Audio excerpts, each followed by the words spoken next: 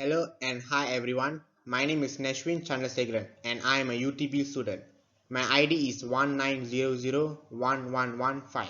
For the May semester 2021, I have taken a course called Chess where the course code is KSP1171. Today I will be presenting some interesting facts regarding the chess game.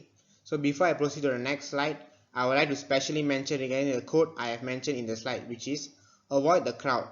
Do your own thinking independently. Be the chess player, not the chess piece. Before going any further regarding the chess game, I would like to briefly introduce myself, my family, and also my chess skills experience. I am 20 years old and am currently in my first year, third semester chemical engineering. I am a person who is able to speak in 4 languages and my alma mater is SMK Subang. I come from a family of 5 and I am the second child in the family. We all live in Johor. I have been playing chess since the age of 12 and I understand every single function of the chess pieces and I have the ability to checkmate a person. That's the reason why I would like to rate myself 3 or 5 for the level of understanding of chess.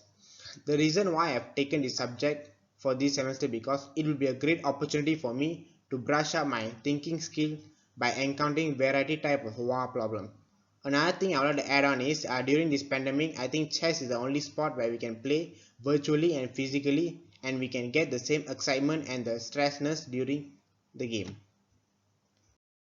One of the most interesting topic I would like to talk about chess is the time control. There are a few time limits of a chess game. Special name for the time limit tell us on how fast the game are. First, I would like to talk about standard time control, which where 90 minutes is given to both players, which it is enough for 40 moves. Second is the rapid time control, where players start with 30 minutes for all of their moves. Some of them will finish the game as early as 15 minutes as they are aware of the moves and also the chess game. Third I will talk about is the blitz. The word blitz is a German word for lightning. That's how fast you have to play the game, as 5 to 10 minutes will be allocated for the whole game. Some of the players will finish the game in just 3 minutes. Another interesting topic I would like to talk about chess is the touch move.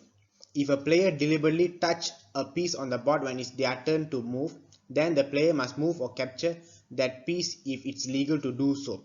If it is that player piece that was touched, it must be moved if they have a legal move.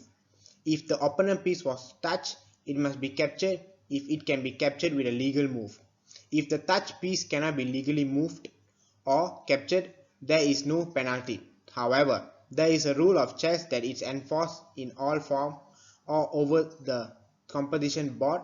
A player claiming a touch move violation must do before themselves touching a piece. Another thing I like to talk about is the Jado, which a player who wants to adjust a piece on its square without being required to move it can be announced the French Jado, I adjust before touching the piece. While Jado is internationally understood, a local language equivalent such as adjusting is also acceptable. A player may not touch the piece on the board during the opponent's turn. Another thing I like to talk about is the castling move, which is castling is a king move, so the king must be touched first. If the player touches their rook at the same time as touching the king, they must castle with the rook if it's legal to do so. If the player completes a 2-square king move without touching a rook, the player must move the correct rook accordingly if the castling on the side is legal. Otherwise, the move must be redrawn and another king move should be made. If the player touches both pieces in attempting to cast illegal, the king must be moved if possible, but if there is no any legal move, then there is no requirement to move the rook. Okay, that's all.